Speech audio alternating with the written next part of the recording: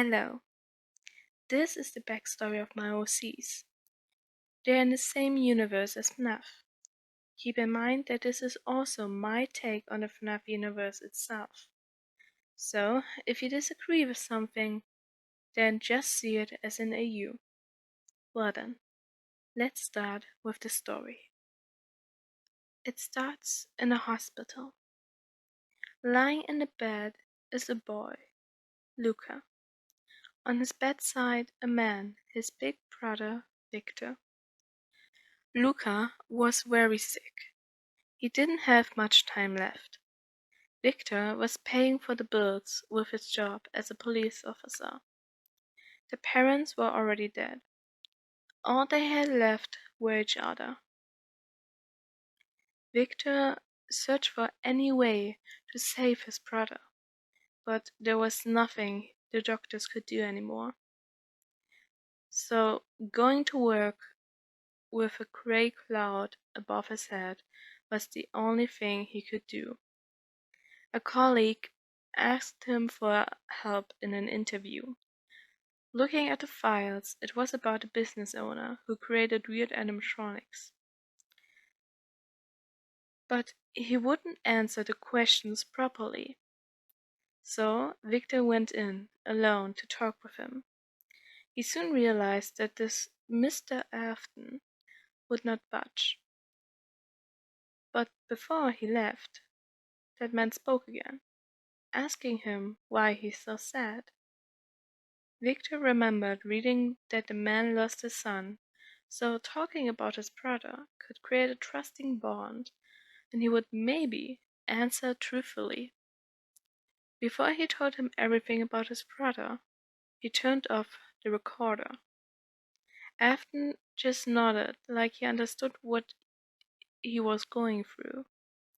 After listening, he spoke again, asking if he wants to save his brother. Victor, of course, said yes, and so Afton told him about the soul and how one can contain it. It all sounded crazy, but also intriguing. William told him about animatronics and how they're the perfect vessel. But before he could tell him how to put the remnant into the suits, some cops came in and took him away to God knows where. Victor didn't tell anyone about what he heard and started building. He always had an interest in electronics and managed to create the scooping device Afton told him about. It took him about 2 months, and then his brother died. He collected his remnant with the machine, but he still didn't know how to put it into something. So he decided he needed to do some tests. He built animatronics by buying old ones to use the parts and watch tapes about it. By now, he's in a lot of debt, but he still opened up a restaurant to get money in. Of course, quitting his job beforehand. He had 4 animatronics. Jokester the jester to entertain, Lucid the sheep who could take care of the younger children by singing them a lullaby or telling stories. Zane the lynx, who was supposed to entertain as well, but he wasn't ready yet, and Hunter the lion, who no one knows about. Then there was also a puppet prototype, Zero, but he was not being used yet. Victor waited for some time to gain money and a reputation. He waited for that one day. On that day, there were 2 brothers, Anthony and Nicholas. Anthony, being the kid that he was, socialized with the others, but Nicholas was a shy kid, always looking up to his brother's bravery. Nicholas loved knights. Because of that, Anthony always called him Sir Nicholas. On that day, they met a girl, Sophie. She was the oldest with 11 years. She was kind, but also very motherly, which caused her and Anthony to fight a lot. Looking in from the window was a boy, Adrian. He always wished to go inside, and on that day he could. It was his birthday, so his family saved up some money for him to be able to go there. Sadly, he had to go alone because they didn't have enough for another one. But he would still enjoy the stay. At least, that's what he thought. Victor came out and went to Anthony's group, telling them to come with him to see a new animatronic. Adrian overheard it and quietly followed behind them. They went into a room. Adrian wasn't sure if he should go inside or not. But then he heard screams. After that, silence. He went inside to see a bloodbath. Two kids lying on the floor, one still in the hands of the animatronic. The door closed and he got pushed into the machine. As he turned around, all he saw was a red suit. Then the machine clawed out his eyes and killed him.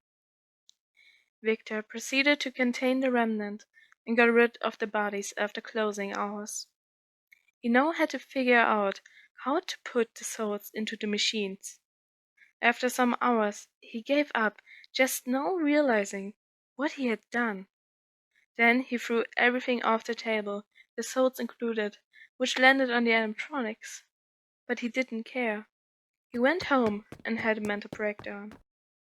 The souls fused with the animatronics, making them possessed. They woke up and were confused about what happened.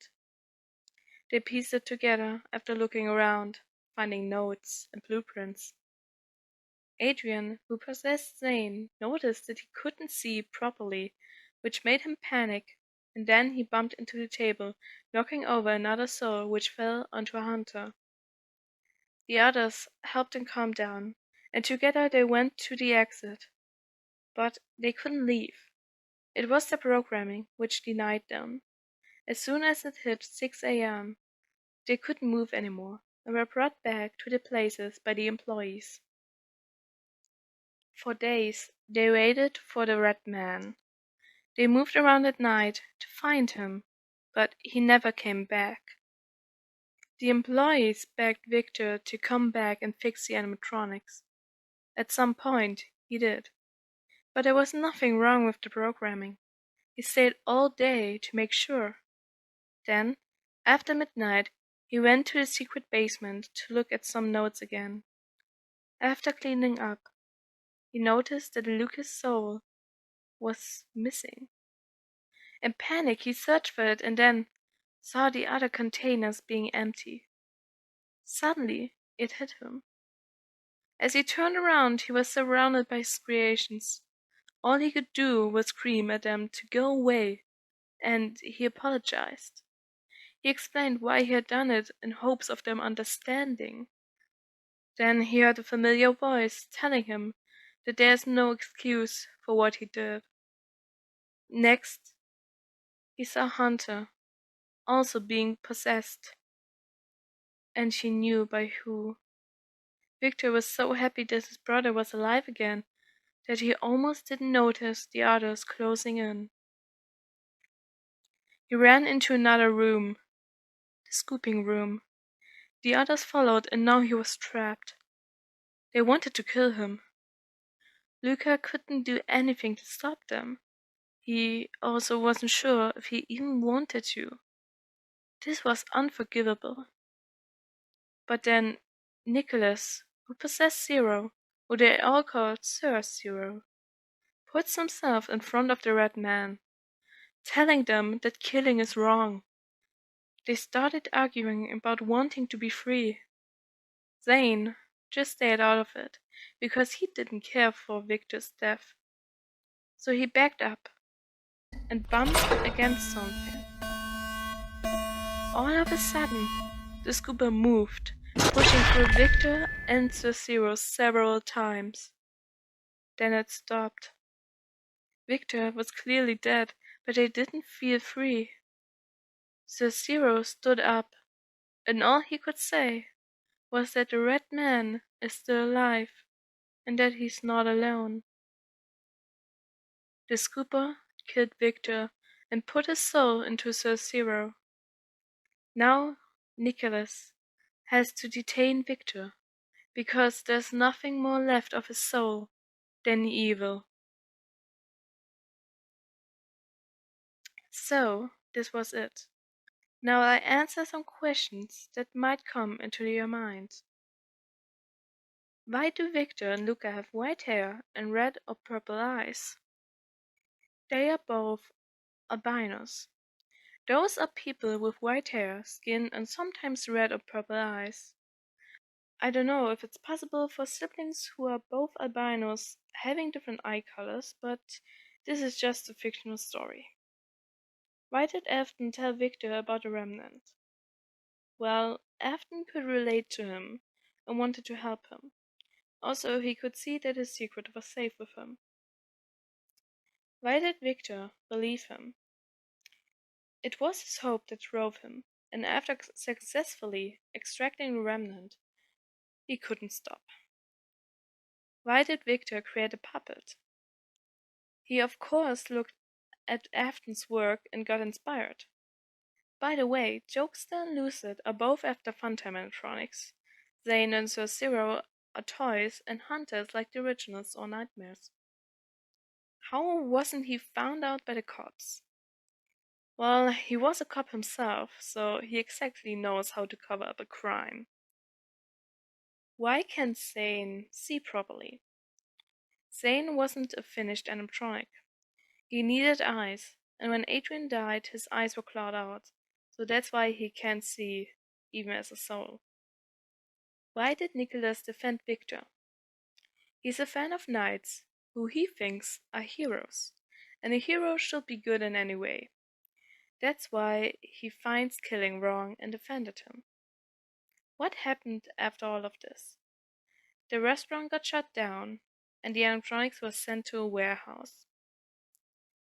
If you have any more questions, then ask them in the comments. Also, tell me if you want to see more of my OCs. Thank you for watching.